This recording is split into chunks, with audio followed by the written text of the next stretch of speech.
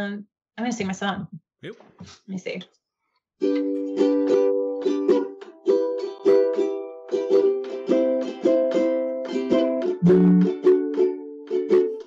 There were some guys dressed like mummies. They poked us in the tummies. They sent some folks through time, but everyone was fine. We reached the library through a door. Remember those guys? There were some more. Found a big gold crystal stack, but then Vasa disappeared in a snap. World walkers, oh, what's gonna happen? I don't know. World walkers. Oh my so God. happy every time. This is So amazing. I love it. Oh, You guys are way too nice. it's the best. Thank you for indulging me. Can you just But could you imagine the alternative? You finish the song and we're like, Mm. I've got some notes.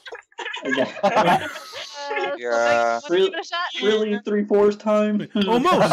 Almost. Woke up in a lucid dream. Now we're hunting for the shards. We might be an oddball team, but at least we've got no bards. World walkers. I'm Pedro, the GM and creator of World Walkers. In our last episode, you probably heard in Olivia's song, the group tried to escape the ruined city of Tremessa. However, a battle took place in the library and Vasa was caught in a blast of temporal energy, which is right where this episode begins. You watch in horror as Vasa is struck by a massive bolt of energy that rips itself free of the immense concentration of crystals hovering in the middle of the room. Before you have a chance to react, a bright light fills the room. Your vision is taken from you, and soon you feel adrift, lost in a moment you can't quite remember. Suddenly, as your vision clears, you find yourself traveling away from Hogarth as you begin your search for Tompkins, who you were told was on his way to visit his parents in the grand city-state of Tremessa. So, yeah, everything that happened from you leaving Hogarth to now, I need you to forget about it. It never happened. It never occurred. Forget about what? Exactly. But why? When you were in Hogarth, you found out that Tompkins was he waited about 3 weeks and then he left, and they let you know that he's probably they let you know that he is going to visit his parents in the grand city state of Tremessa. So you would just start heading there. Unless there was some kind of cool library. I'm having a strange sense of deja vu, but let's go, guys.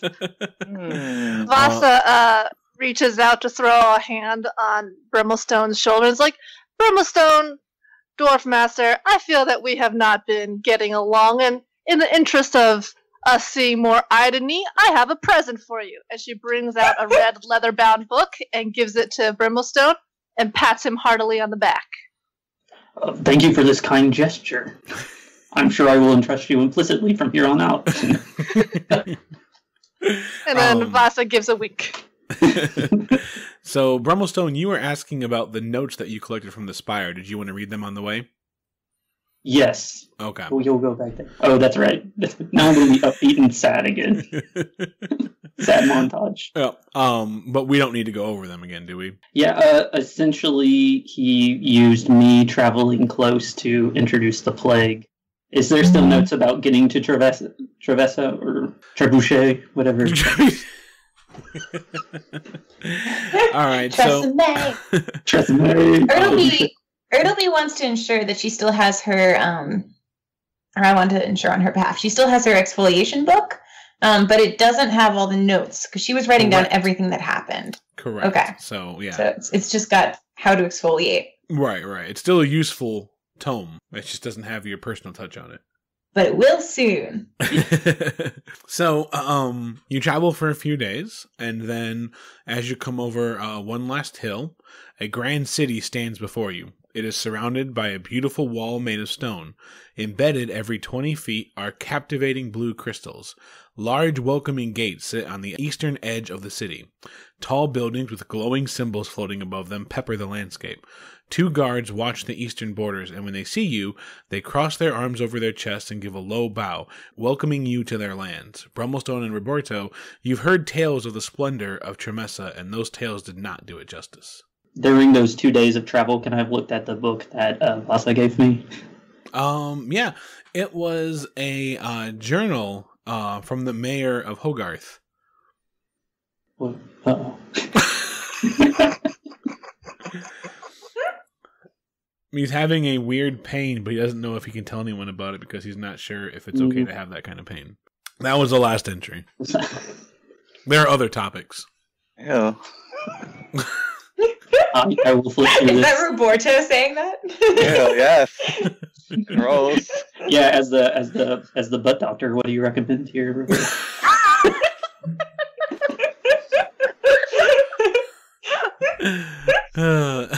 Dismemberment. The 2 guards that are at the station, they have large staffs. They're just really well-carved wooden staffs. They have beautiful robes. They're kind of like a maroon orange with golden trim. And they both look to be like maybe in their late 40s. And again, they nod at you and they wait for you to approach. Excuse me, young men. Do you have elephants in this town? And they look at each other and they say, I don't believe so. I'm sorry. You are very interested in elephants. We've been talking about them nonstop, and I really want to see one. I need to go to the place that's most likely to have elephants. Where is that? I suppose one of them says you could go to the marketplace. Ooh, there's a marketplace here. There is. He kind of laughs. Vasa would have approached one of the guards in her typical jocular manner, and be like, "Hey, friend, we're looking for a idiot. He'll eat anything on sight. He's absolutely useless. About yay tall, brown hair. You seen him? Goes by the name of Tompkins." We don't know him. Sorry. There was a halfling that came through here a little while ago. I don't remember his name, but that could be the one you're looking for. He's the only one I've seen in a while. Vasa would look over his shoulder at the group and be like, "Well, sounds like a place to start," and kind of like says, "All right, let's go on in." His family lives here, isn't that right? So we're looking actually for a family of idiots. Are there like two adult idiots to live here who have possibly an idiot child? Good Or an point, elephant. grandmother. Good course. point. And they say, one of the guards says, "Is this what brought you to the city of Tremessa?" Yes, we've heard there's idiots here. He just looks confused. He's like, "Well, I'm sure that they're in there somewhere, but that's not our main trade." No idiots, no elephants. What did we come here for again? And then Vasa would say, "Oh, but where's your tavern? I am parched." The finest tavern, the one I recommend always, is Alexandria's, and that is just west of the marketplace. Vasa would make a big, well, what are we waiting for? And starts heading on, Yeah. heading on west. Seems like a good place to start. Yep. So, as you wander the streets of this wondrous city, you come across many interesting locations. The temples you saw as you approached Tremessa seem to be in dedication of ancient forces that once protected this land. There are street signs to help you find your way, which is not something you typically find in other cities. Once you enter the market square, you're surprised to see people take food from carts and shops without paying for them, never stopped by the merchants and store owners. On the edge of the market square is a beautiful 3-story tavern named Alexandria's, which is the one you were looking for. Everyone seems to be in good spirits except for a halfling whose eyes are burdened with loss. He is of less than modest height, with choppy hair, a buckled maroon tunic, white shirt, and brown slacks, and he has not noticed you yet. I forget what Tompkins looks like. Is that Tompkins? Yes, he looks... Vasa would have almost immediately Well, I mean, once she spotted him, which I'm assuming is a little bit faster than everybody else, just given perception, she would have been like, "Hey!" really sharply over the crowd and point with accusation towards the halfling as she starts making a beeline through the crowd for him. He has a large mug in his mouth as he looks up, kind of just the head of the mead coming off the sides, and he looks over at you. And when he sees you, he looks kind of excited and then sad and then a mixture of both. And he hops out of his chair and he just runs towards Vasa and jumps on her and just hugs her and doesn't let go. Aww. Well, Vasa first wrestles Tompkins off. Like, give me what the hell are you a doing? strength or dex check, your choice. Okay, let me go with dexterity. Good luck. You can't beat his love. 22. All right, so yeah, you slip out of his reach, and he catches himself on the ground, and he's like, "I don't, Vasa," and he goes for another hug, but Well, Vasa dodges out of the way and grabs his cup of mead first. he's conflicted for a slight second, and then gives you the mead. Well, she quaffs it, then she cuffs him over the head and says, "Tompkins, where did you go?" And he just looks really confused at you. And then Vasa would be kind of taken aback by Tompkins' reactions. Like, she's more used to Tompkins bouncing back up and giving excuses. So she kind of like looks to the rest of the group being like, I'm not wrong, right? Like, this is Tompkins? What's going on? Tin would step forward and be like, "Tompkins, why did you leave us in Hogarth?"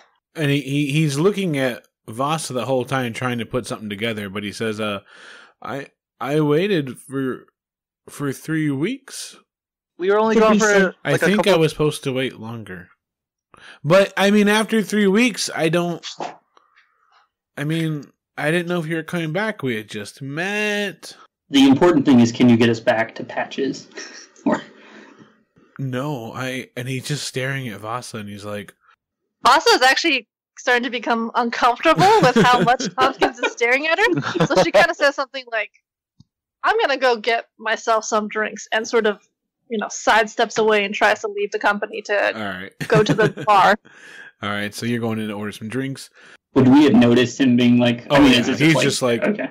staring up at her, like trying to put stuff together. Porto starts staring at Vasa too. Wondering, like, is something wrong? Is there something on her face? Ertlebee also starts staring at Vasa. But she just had a smile, like, Vasa only ordered one mug of mead, but when she turns around and sees now 3 people staring, she turns around and orders 2 more mugs of mead. And just kind of starts like, I don't know what's going on. So Tompkins says, "So what have you guys been up to?" Brummelstone would just be confused by the staring, and He stops Finally staring at this breaks point. which is good. It was uncomfortable. Even a dwarf knows that's rude. And he would say, we achieved the goal. We've got the shard. We need to get back to Patches. What's the best way? Surely you have some building or something, a door. And he's like, I'm sorry, I don't. I can take you away from here, but I can't take you back to Patches. Sorry. No. When you say away from here, where would you take us? Well, and he kind of looks around. He's like, "Can we not talk out in the open?" I want to go meet your parents. Why don't we go to their house? Okay, so he kind of looks at you guys and starts to walk. Vasa follows with her 3 mugs. Yeah. And she's giving Tompkins some space, being like, "Oh, that weirdo." So she's not really. So he leads you to the cemetery. It's a beautiful cemetery. There are trees planted all throughout. There's a small pond as well, and a really beautiful tree that kind of grows next to it.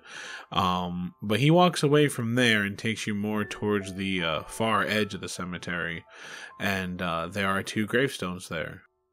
These gravestones look old.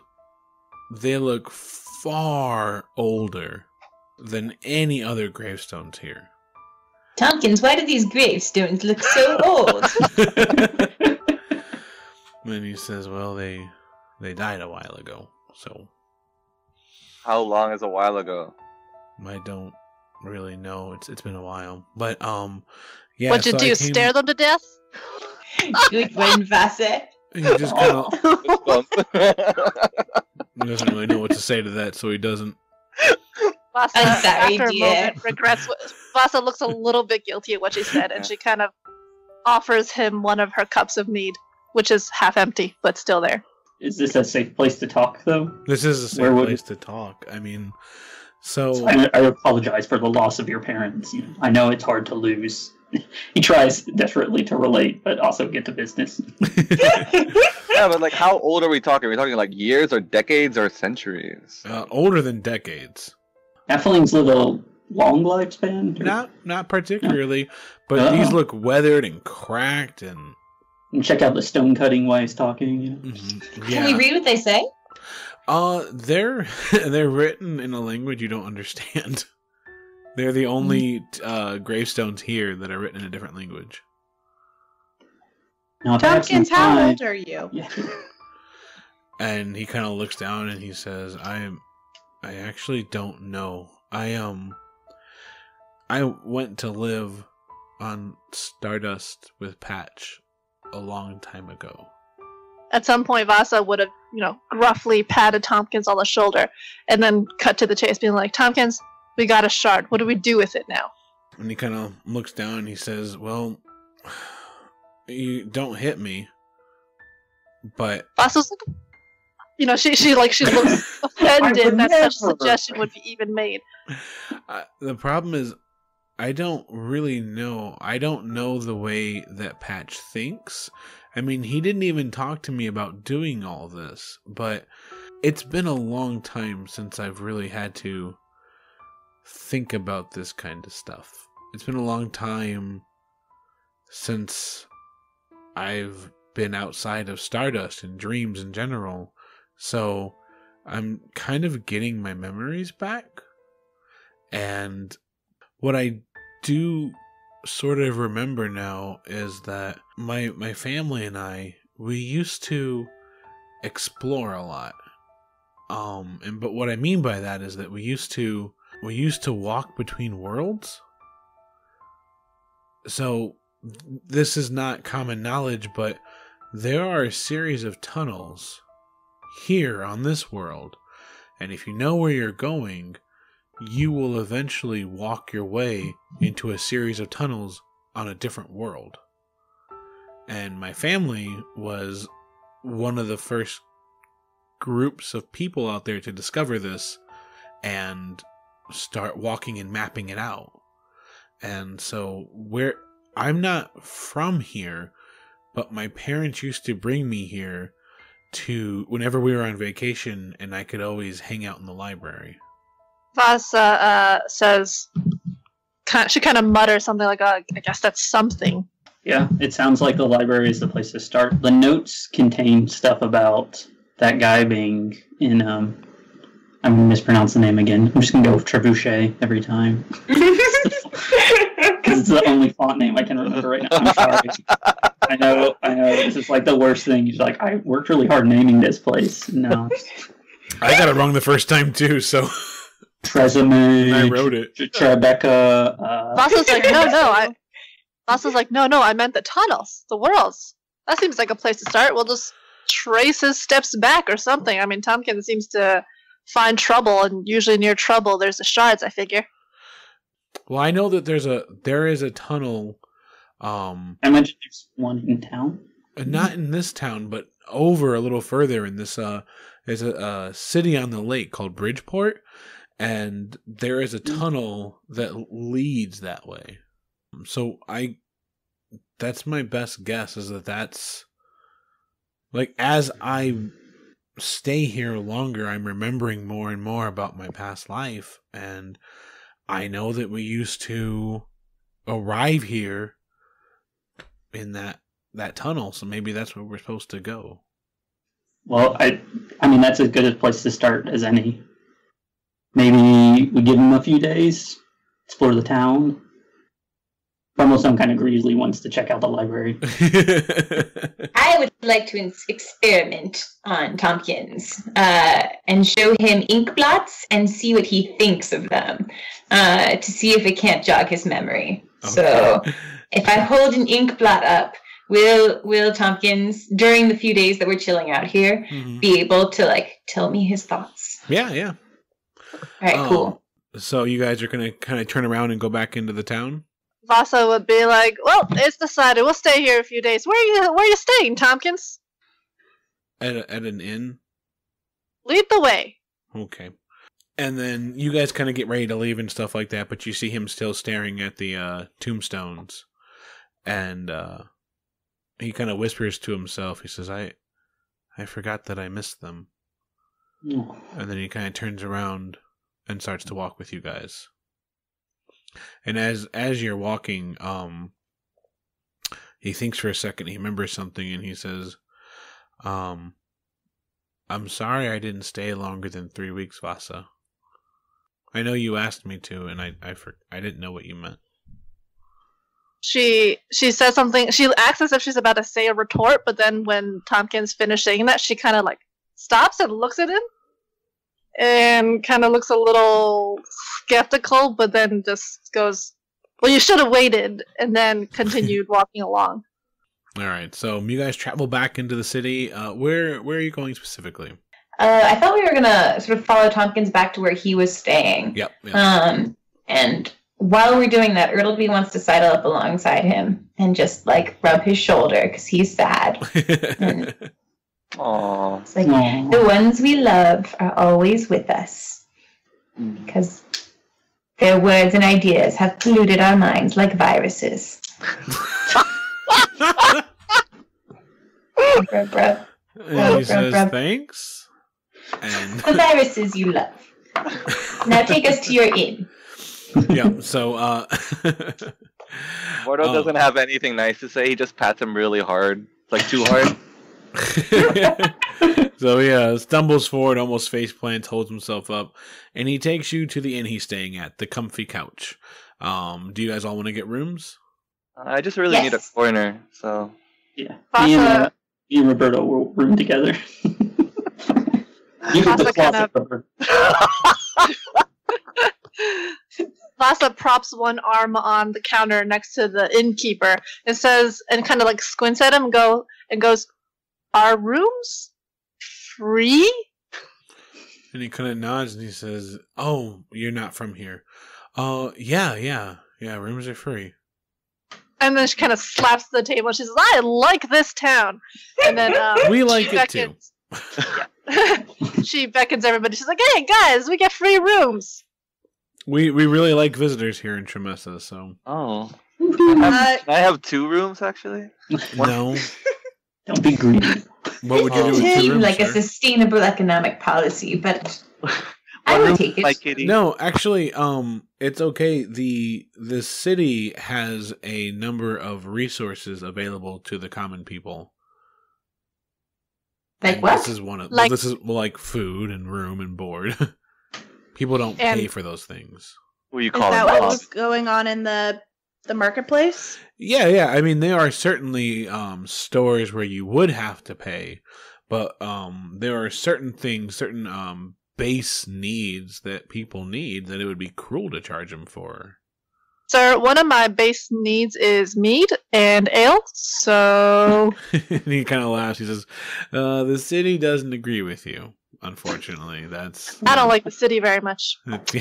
He just kind of laughs. He's like, yeah, What if What are the primary exports of this place? Mostly, I mean, our biggest one is education. Scholars from all over the world come to study here, and they are particularly interested in the crystals that we have. What are those crystals? Scholars would be able to tell you much more than I would, honestly.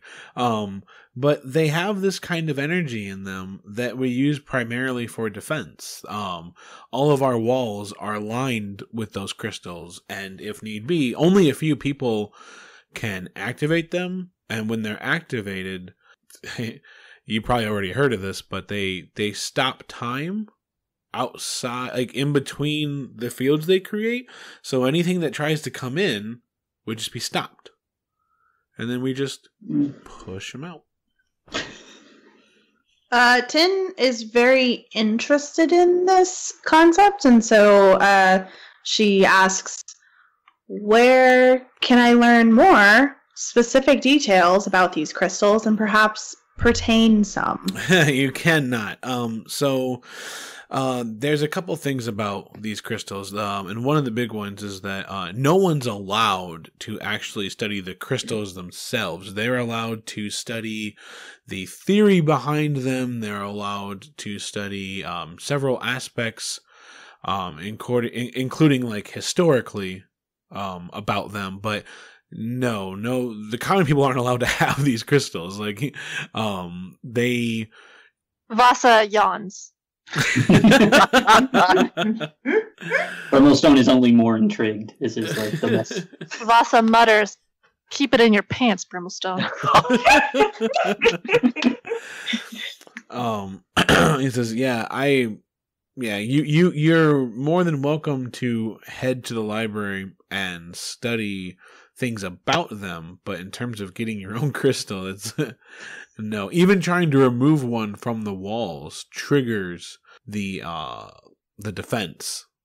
Because I was definitely planning to try and take some from the wall. Oh no! Yeah, that would be terrible. That was definitely my plan. Like, I was going to announce that in 30 seconds. Fine, very well. I'll just have to experiment on Tompkins. Is this the library that's in town here? Yes. Oh, for some reason I was wondering about some sort of other library. I don't know why. Anyway. Tompkins, what do you think this blob looks like? Vasa, in the meantime, goes, "Well, on my part, where are your gambling dens, my good man?" Gambling dens? I'm very sorry. You have us mistaken for a different kind of town. So Vasa at this point turns around with like something like a look of semi-horror. She says, "This is a strange town. We should not be here. I don't trust it." Something is wrong. Horribly wrong. So with that, he gives you keys to your rooms, and then Tompkins says, well, I don't know what you guys are going to do in the meantime, but do you guys want to meet together for dinner? Yeah, that sounds good. Sure. Yeah. Right. Just name the place. Here. Okay. Wait, no. Let me ask for Tompkins. And he winks at Alexandria's. I'll have a room ready for us. All right. I'll ask for. Can I borrow some gold? I thought this was a town of free things. For necessities, that's what. Oh, right. Vasa reaches over and tweaks his ear and says, "You're not trying to rob us of something, are you, Tompkins?" I just need about 25 gold. 25 gold? Her eyes get big. She says, "What are you planning to do? Buy the city?" No, I was going to rent a private room for our dinner so that we could talk. Oh. But then I forgot 25 I was is poor. really expensive. Yeah, I have 10.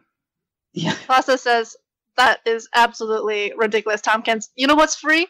Alleyways, basements, in that backyard of the old man who's on his deathbed. There's plenty of free places to talk." That 25 gold could go towards an elephant. So Yes, Tompkins, don't go cutting into our elephant fund. Thank you, Miss Forge. You're right. We have to prioritize, and elephants are number one. All right. I will see you then. And he kind of scurries off. Wait. Tin would like to pull Vasa aside to like a potentially quiet corner to speak with her. Vasa follows, and she kind of mutters to Tin. She's like, "Can you believe this place? No gambling? No free ale?" Tin kind of nods along, and she says, she kind of says to Vasa, like, "You seem like the kind of person who could find and acquire items that are not necessarily meant to be found or acquired while you are out and about investigating the city on your own time, would you be willing to keep your eyes and ears open for any hints as to more information regarding these crystals that are not available to the public? Vasa kind of, she kind of like blows air through her lips, just like, I suppose. Though this city, it's so clean and squeaky, and I don't like it. I bet maybe I'll catch a girl who's kissing a boy before her wedding day. Oh, the scandal, this city. And then she goes, in any case, I'm going to try and get me some drinks. I'll keep an eye out, Tin. Thank you. I appreciate that. And then we just part ways, I guess. And then Vasa would honestly, she would leave the inn to just kind of go explore the city with a look of disapproval. Ertlebee? Is Tompkins out of sight by now? Yeah. Ertlebee is going to go out and look for a child she can bribe to try and break the wall. So she's going to be like on the prowl for children, and then be like, hello. Oh my god. And she'll be like, I'll give you a nickel if you can get me some of that crystal in the wall. So she's just going to go around and like try and find people to break the wall for her. All right, give me a general persuasion check. See if you can doom some child.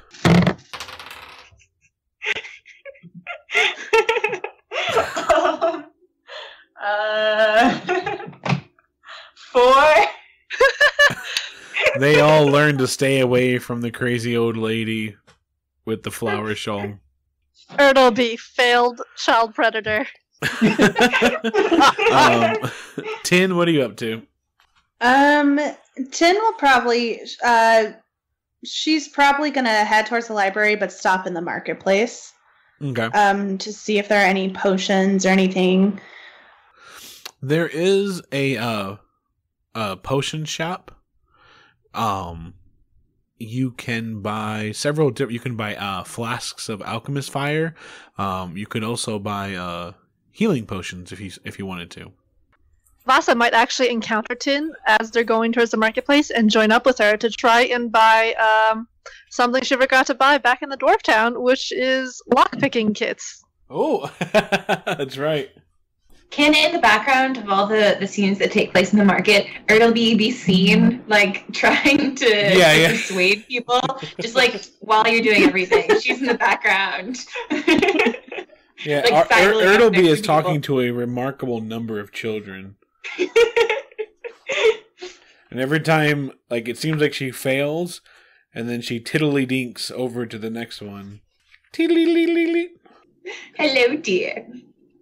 I think with a good spoon and enough elbow grease, we could get some crystals out of this here wall. What do you say about that? 25 gold for the thieves' tools. 25 gold? That must be why she didn't get any. Yeah. So, Vasa locks eyes with a shopkeeper and she goes, "That is theft. Plain robbery, my good sir." Not yet. Not till you buy them, I guess. She just turns up her nose. She's like, city. The question is, and I've never away. sold a set of these in the city before, so I mean. Vasa just stalks away, kind of shaking her head at this town, the city. 50 gold a potion, by the way. Tin. Nah. I'm good. You must have mistaken us for some sort of rich people. We do have some potions that we got from the spires, right? I think so. I think he had 2 of them. Yeah, could you ask the merchant, like, hold it up and be like, "What is this?" But like, try and be clever about it. Like, yeah. Don't you want some of this? Am I the one that has them? I don't actually know I'm if not he sure does who have is. Ertlebee does not, so I was assuming a big person had it. Okay. I think I was one of the ones who was like potentially looking at it. So I'll just assume that I have them. So I guess in that moment, then Tin remembers. She's like, Ertlebee would want me to ask about these. So she like looks through her stuff and pulls out the flasks and asks, do you happen to recognize these? And he says, well, no, I wouldn't be able to tell just by simply looking at them, but there is a much easier way. If you take a small sip of a potion, you can usually find out what they do pretty quick. Or you could die, says Ertlebee's voice in Tin's head.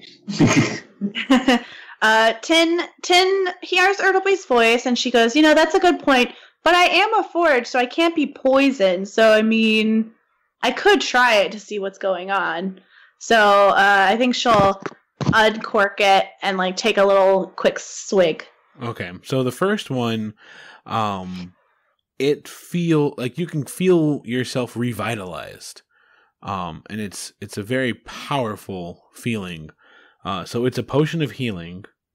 It's actually a potion of greater healing, which is 4d4 plus 4 hit points regained when you drink it. And he says, what was it? I'm curious. It's just like tonic water. It's nothing. All right. You gonna try the other one? Yeah. The second one, you feel yourself almost fortified even further. You feel the entirety of your metal structure strengthen. It's a potion of invulnerability. Sweet. That one was just like another flavor of tonic water. Nothing interesting. So. He just kind of raises an eyebrow and he says, well, tough luck. I think Tin is also going to, while she's there, is just like, since you've been such a great help, do you happen to know anything?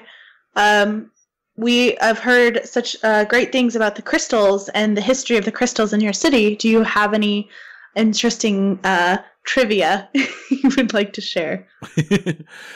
I guess, what do you want to know about them? That's a big question. They're a pretty intricate part of our history. Where did they come from? Also, like, where did you find them? Like, in a mine? Or, like, some open source that people could find?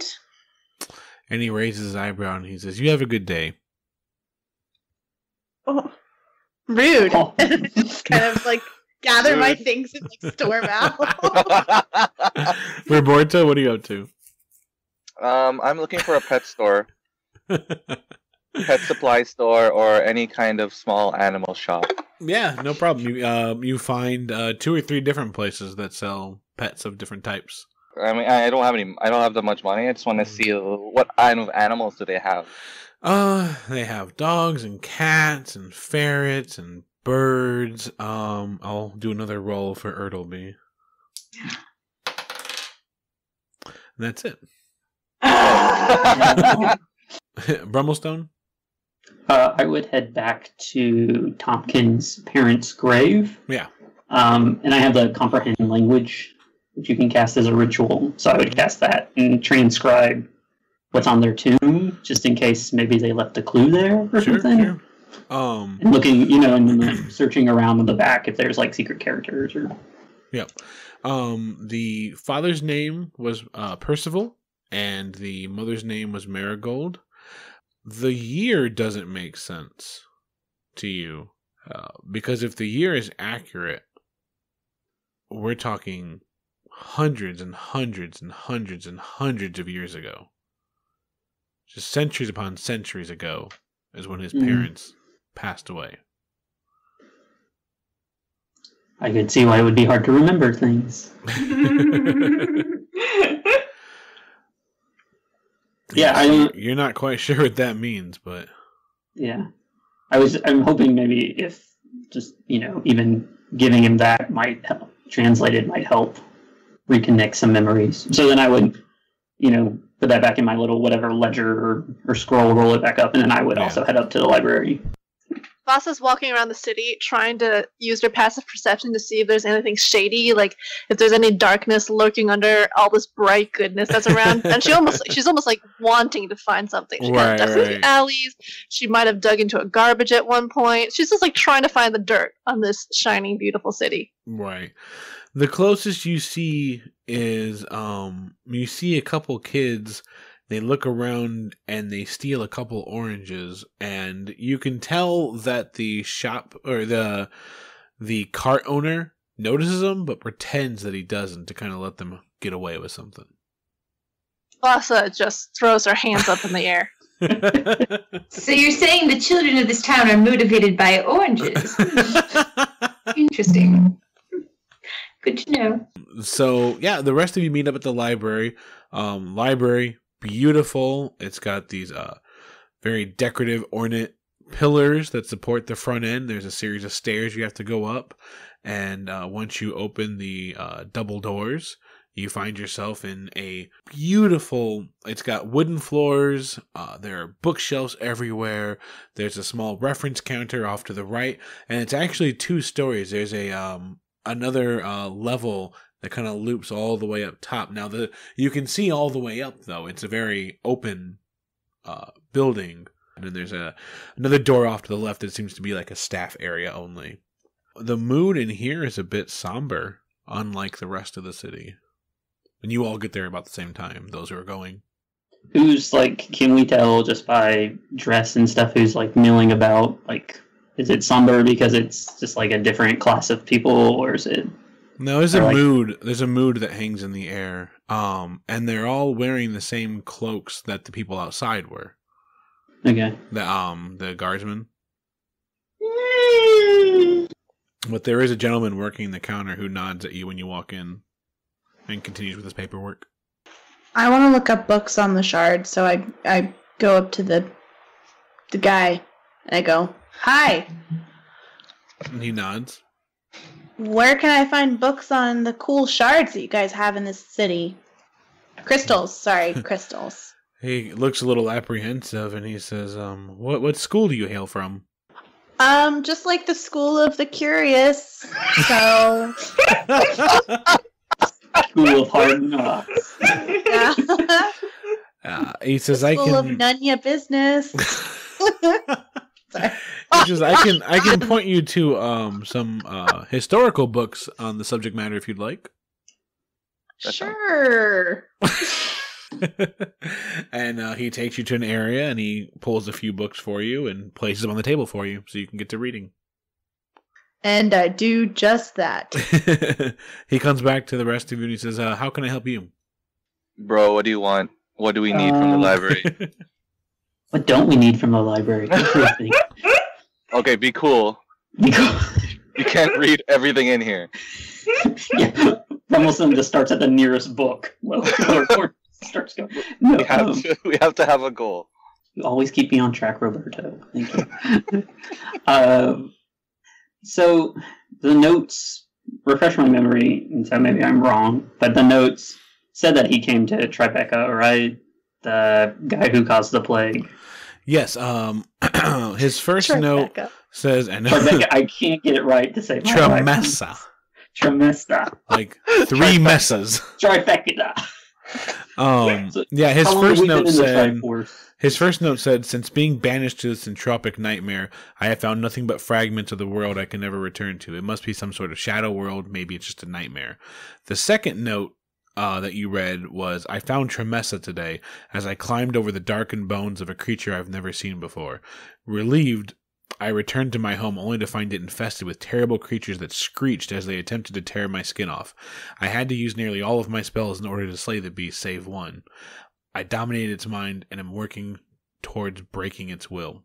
I explored the house afterwards. I believe another family lives there. It's as if I never did. Well, yeah, I guess maybe looking up, I guess then I would look into more of, like, if there's anything on world walking or other worlds, like... So, like, you're asking him about that, like the reference librarian, or are you just going to go look? I think I would try to maybe venture out on my own. Okay. Yeah, so it takes you a little while longer without his help, but you do find a book that talks about the theory of other worlds. Okay. Mm-hmm. Roberto, anything you want to look up? I want to know if there's any books about the history of Forged on this world. All right. So, going back around, Tin, you were looking up the history of the crystals. Yes. So you guys spend a few hours in here, and Tin, what you read up is that these crystals, when they were first discovered, people used to carry them around. They used to hover around them. And the city used to be very interested in the ideas of time travel and timelines and time theory. And they still have a certain interest in it, but they were very interested in it before, to the point where they would intricately link their personal histories and their memories to these crystals, so that if they ever did find a way to alter or mess with time, their memories would be completely preserved. Their timelines were almost removed from the main time stream. As time went on, it kind of feels, it reads a little weird because they claim that the city got dragged into a separate world for a little while. This kind of shadowy world that they call the Gray, which obviously immediately resonates with you. You recognize that place as the place that you were at. And then they even use the crystals to pull themselves out of the city. Since then, there is really a tipping point in the city's history, because the crystals, like I said, they used to belong to everybody, and there were these two people, and they don't have their names written down. They're just called the Travelers. And these Travelers convinced everybody to kind of slowly abandon the ways of the crystal, like stop relying so much on them. And eventually the crystals were the idea of everyone owning a crystal. They kind of learned how dangerous that could really be. And where they once carried crystals all the time and linked their memories to them, they slowly started to learn to let the ruling council of the city really kind of focus on what should be done with the crystals. And it was decided that these crystals should be used purely for defense. Besides all of that, you also read on the idea that the book does mention the Travelers a few times. It talks about they were instrumental in kind of helping the city understand what it was and wasn't capable of doing without corruption. Could she flag down somebody and just say, is there any more information I could find out about these Travelers that are mentioned in these books? When you do that, the gentleman that's with you, he looks really sad, and he puts his head down. He says, everyone knows about the Travelers, and unfortunately you've come during a difficult time for our city. They recently passed away. So she asked the guys, where were they buried? They're not buried yet. It's going to take a bit of time to prepare everything. They passed away only about 3 days ago. Where are their bodies? Yeah, can we go pay respects? I mean, that's the...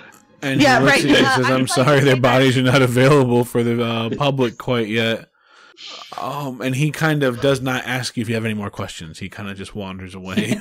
Because you hear studying up on crystals and then asking for the bodies of the recently deceased.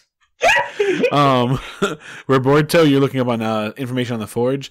What you pretty much find in your kind of cursory reading is just the simple idea that as you know, the Forged are a combination of large suits of armor covered in runes with these stones that are unearthed occasionally that are called elemental stones. And inside those elemental stones are the spirits of elementals who are chained to this world. There's not a lot known about whether these are elementals from other planes that have been trapped inside the stone, or whether it's kind of elementals that have kind of... The common theory is that elementals are birthed inside of these stones without any sentience, and it's not until the rituals are performed by the dwarves and the gnomes of Meltasir, the city that you're from, in that kind of union, that they're ever given any kind of life and intelligence. When the Forged were first born, if you will, they were essentially used almost only as slave labor because their intelligence never informed anybody that they were anything more than just automatons. Once they were able to communicate and they all kind of awakened at once, actually, then the communities worked together to help bring them into society right away. Portal Finds is very interesting. Yeah. As for Brummelstone, you were asking about what again? Like guides to other worlds, especially like if you can find any more, or if I can find any more about the tunnels, maybe to help inspire Tompkins, or at least to know maybe what to look for. Right. The only thing you find, unfortunately, is the theory that there is a shadow world that few people have ever crossed into.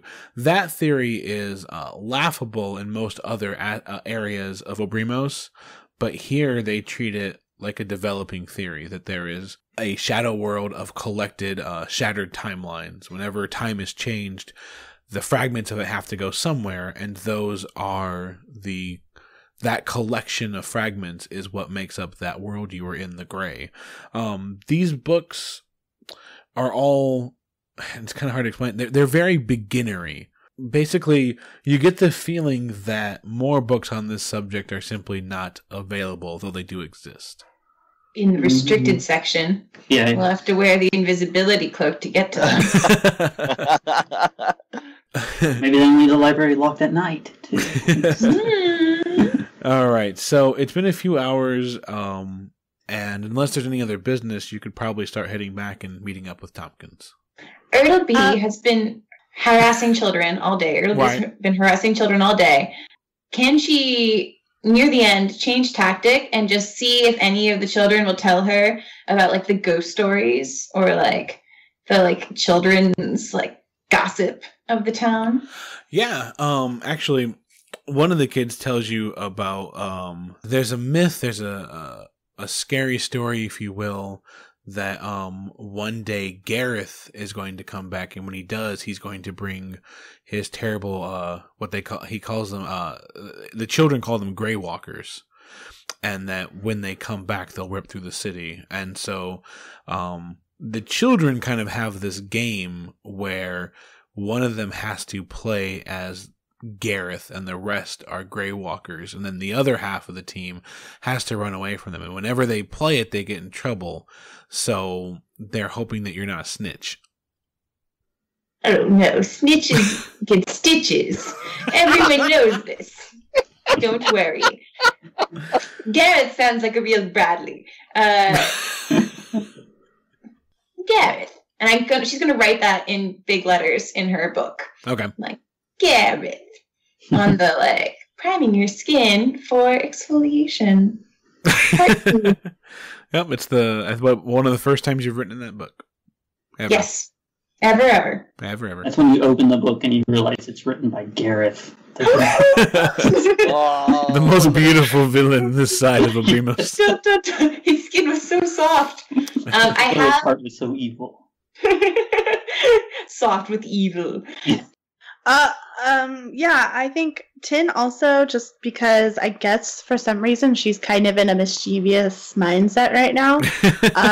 She noticed the kind of staff-only door, and she wants to see if she can potentially, like, peek her head in and see if there's anything in there that might be of interest to her. Yeah, so when you open that door, no one's really guarding it. You open that door and it's a long hallway that turns to the right. I would follow that hallway and turn to the right. When you turn to the right, you see that it goes down maybe another 15, 20 feet, and then there's a staircase, but there's also doors on the left and right side of you that are locked. Could I try and break open the lock with my, like, robot strength on one of the doors? Well, I mean, it's called a strength check, but yeah, you can. Yeah. Oh, fuck. No, I did not. I got a 5. All right. So there's just this loud crash as you try to robot strength your way into the door. And you hear from the other side say, "Who's out there? What's going on?" And the door quickly opens, and it's one of the library staff. It looks like this is like a private study room with a small collection of books. And he says, "What are you doing?"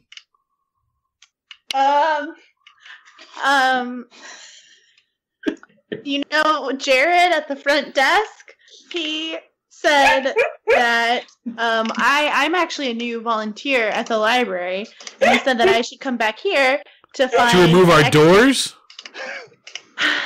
to find an extra set of robes, but I couldn't find anyone, so I tried opening How the mad door. were you at not finding the robes? Let's go. Let's go right now. Especially since there's no Jared.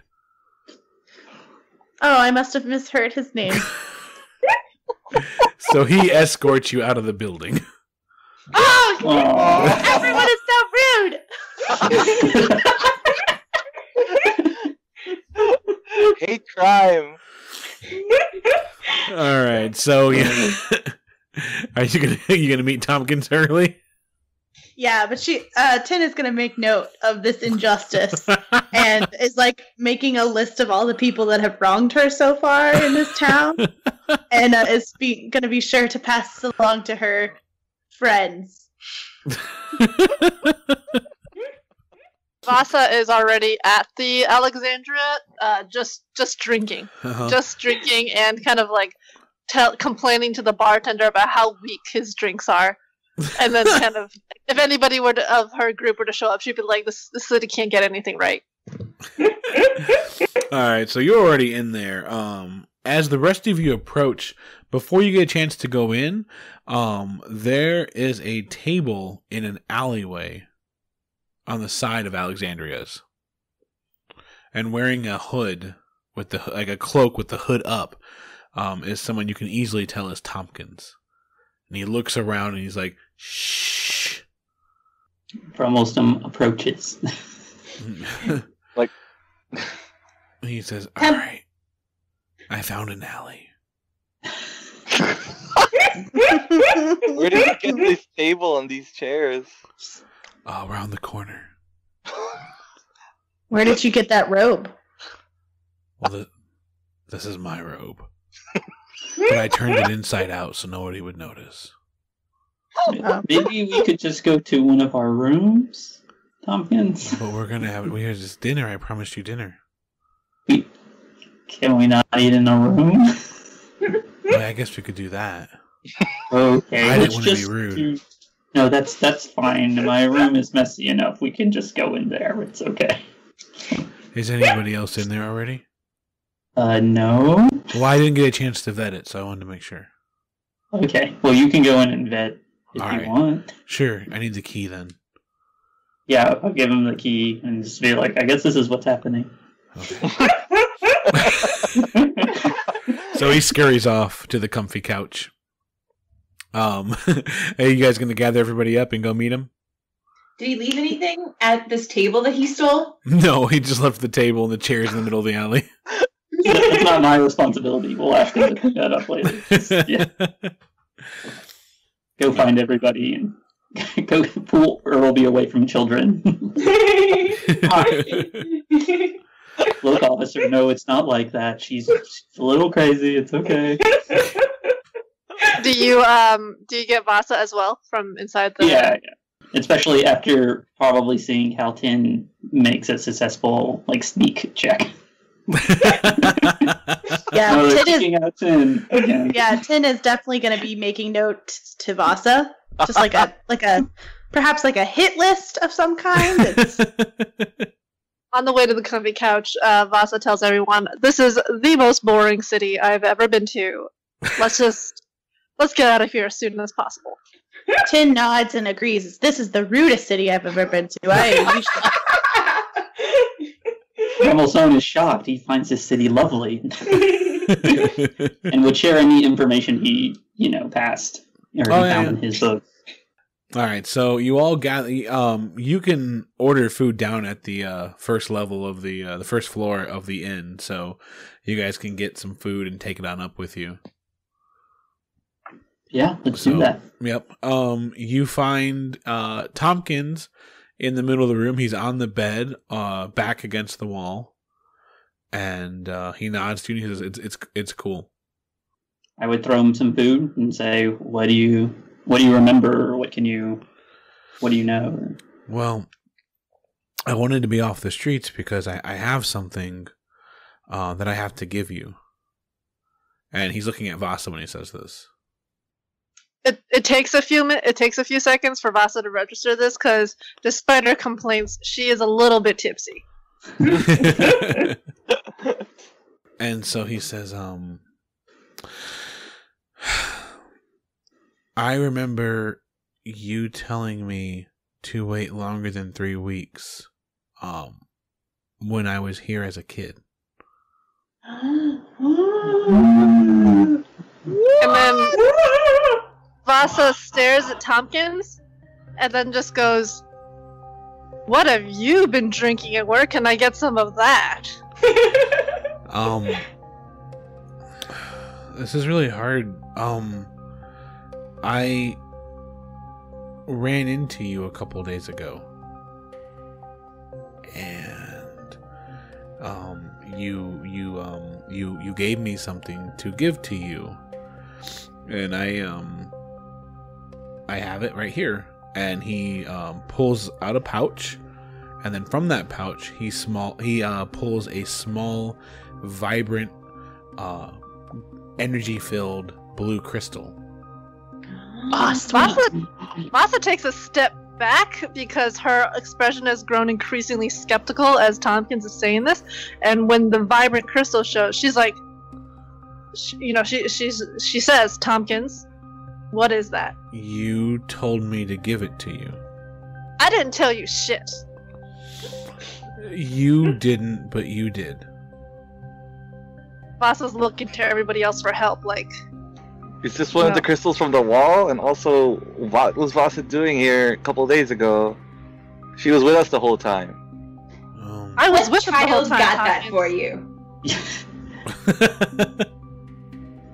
Perhaps this is a shard from something that was a timeline broken past. Tin just looks at Vasa impressed because she, asked Vasa to keep an eye out. She's like, God, that's really impressive. How did you do that? Yeah, past you was on top of it, so... Vasa says, very slowly, she says, "Tompkins, put that back in the pouch. You put that away." I'm supposed to give it to you. I promised I would. Promised who? I promised you that I would give it to you. So there's something about this city that you guys might have heard. The city has these so it has like these people who are in charge of stuff, but then beyond that there are these two people who always help the city out. They're called the Travelers. I don't know who the other one was. And he looks at Vasa, he's like, but the other one was you.